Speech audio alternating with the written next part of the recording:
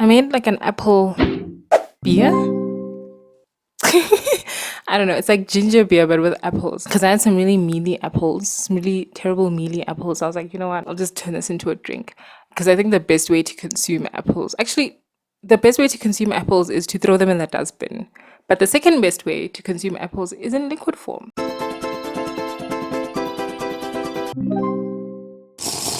It tastes like a combination of appletizer and peartizer and grapetizer. Anyway, books. I've been reading some books. The African book of the month for June was supposed to be Glory, and I read it and it was fine. I don't have a lot to say about that book. Like, it was fine and it made me sad. Like, I usually don't care about making like a minute-long video and be like, yo, I'm not feeling this book. But like, I was not in the mood to do that. That's my review for Glory. 7 out of 10. Good book, but did not enjoy reading it because it made me sad.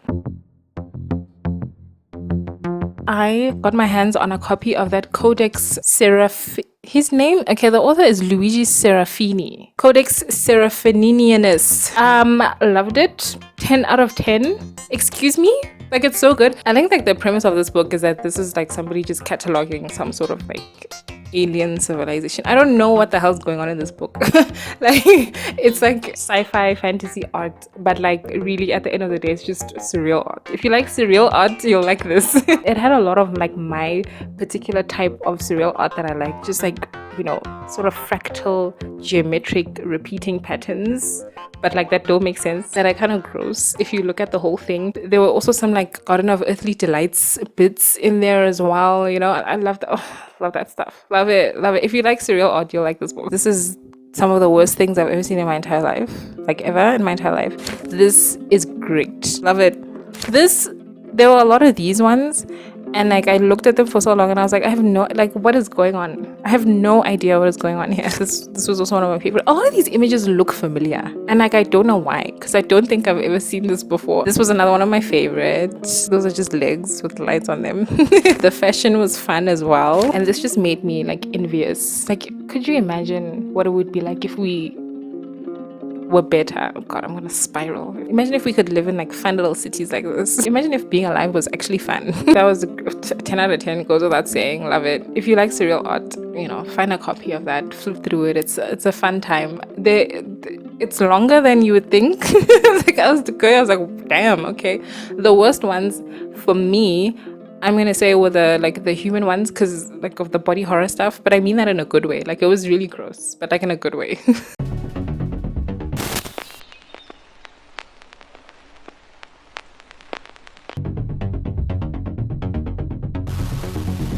Then I read Elder Race by Adrian Tchaikovsky. That one I'm giving it 3 stars. I was just like bored. I was bored.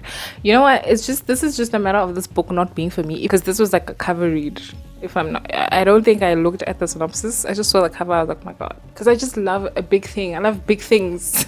It's not for me. If you like Ian M. Banks's inversions, you'll like this. This type of sci-fi fantasy blend is just not for me. It leans more heavily into fantasy, and it's not even like the fun fantasy, it's just the historical fiction fantasy. Anyway, in this one, there's a colony in space. They've kind of reverted to like pre-industrialization through circumstance, human colonies, and there was somebody who was sent from Earth to go and study these people. They think of him as like a sorcerer or something. That's another problem.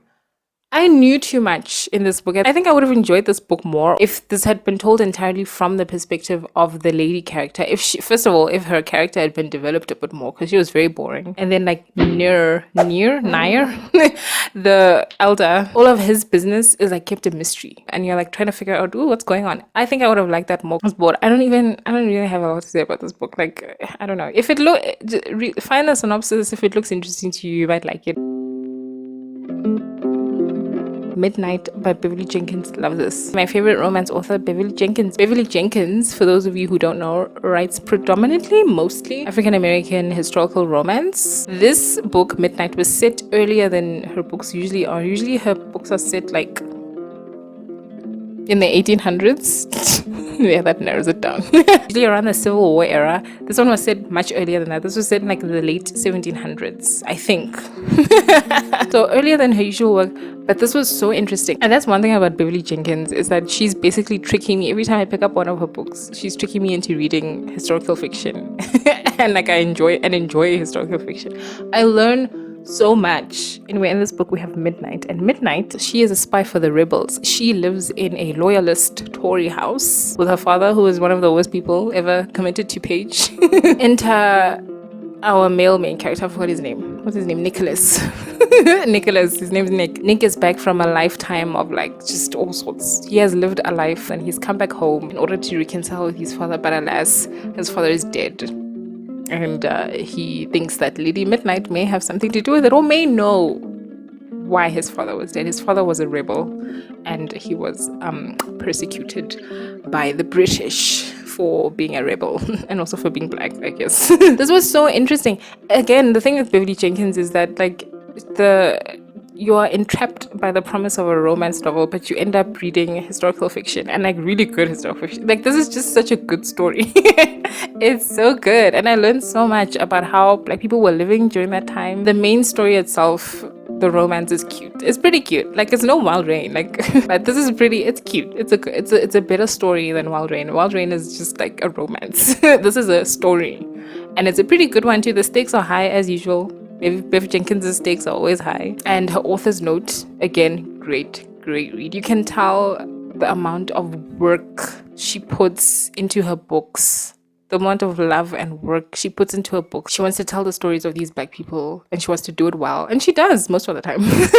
You know? I love Bev Jenkins. Legend of the game.